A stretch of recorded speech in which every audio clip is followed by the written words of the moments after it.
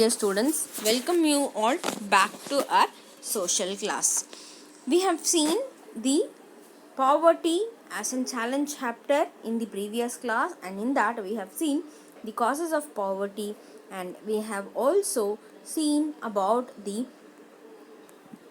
poverty measures, which is also known as the anti-poverty measures by the Indian government. Okay, so in that we have seen so many measures that are being undertaken by the Indian government for the welfare of the poverty people. Now we have the last topic, which is there in poverty as a challenge chapter. So in this chapter we'll see that the challenges that are being ahead, which is waiting for the Indian government to make a change, and only then the poverty can be eroded totally from India. So what are they? Come, let us see. So first thing, if you see, we have the challenge that is waiting for us is we are supposed to provide the health care. Health care is being called as the hospitals, where in villages and in remote areas we don't have sufficient hospitals, nurses and doctors, but they are supposed to be provided in the villages and remote areas for the welfare of the common citizens who are being affected in some disasters or even through some diseases. Okay, so this is one thing through which we can improve the condition of poverty in India. So next thing, if you see, is education. So as India has been providing the RTE, which is being called as right to education, is made compulsory for all the Indians over here, so that they will be utilizing the education in a proper manner and they can come up in their life. And job security, you can find many jobs which are not secured, permanent, or it can be said as not in the hands of the government, it is in the hands of private sector.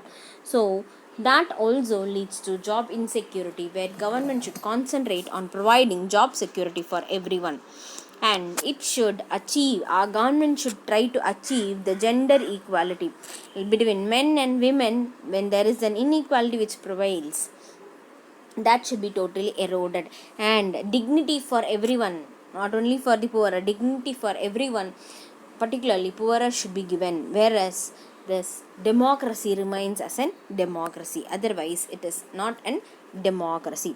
You can find that this will be even the bigger task for the Indian government to make healthcare centers, educational facilities for the common people, provide job security, and achieve equality of gender, and to promote dignity among the poorer section of the society.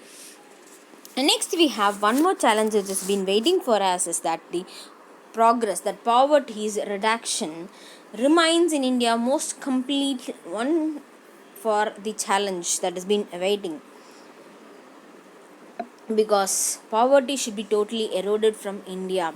So India is a nation which has a wide variety of poverty which has been there, not only in the towns, not only in village areas, not only in the cities, it is all the areas you can find the poverty which has been prevailing in the nation. Then also you can find we have lot of difference which is existing in the rural and the urban areas.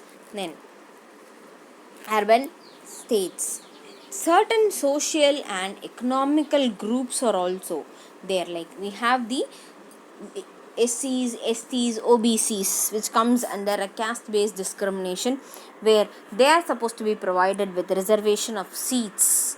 Okay, so when they are being not provided with proper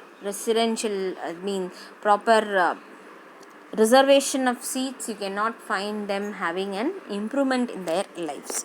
Similarly, we have the physically challenged people, we are calling them also vulnerable section. They are also supposed to be provided with good educations and good centers for them to improve.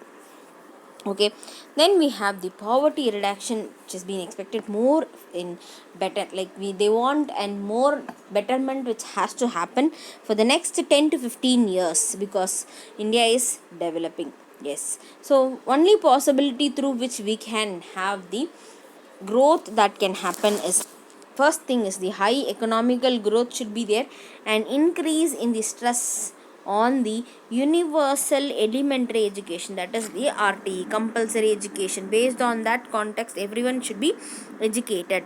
And declining population, okay, and they also should have an increase in the empowerment means where women should be given and some importance in the society, where they can be called as in business owners or business women's, okay, so that the economical condition of a nation will be highly developed. So this is one thing through which the development, or through which the poverty can be eroded.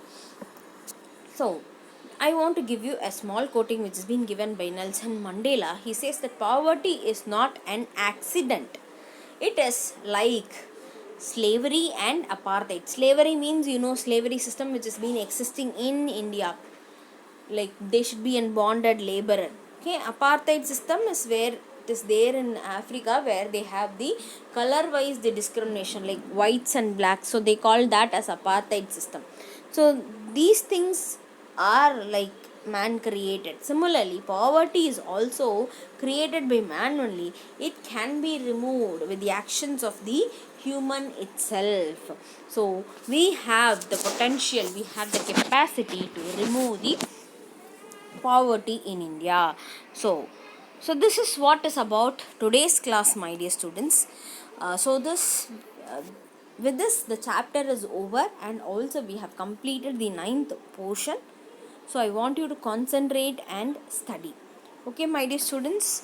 So thank you, my dear students.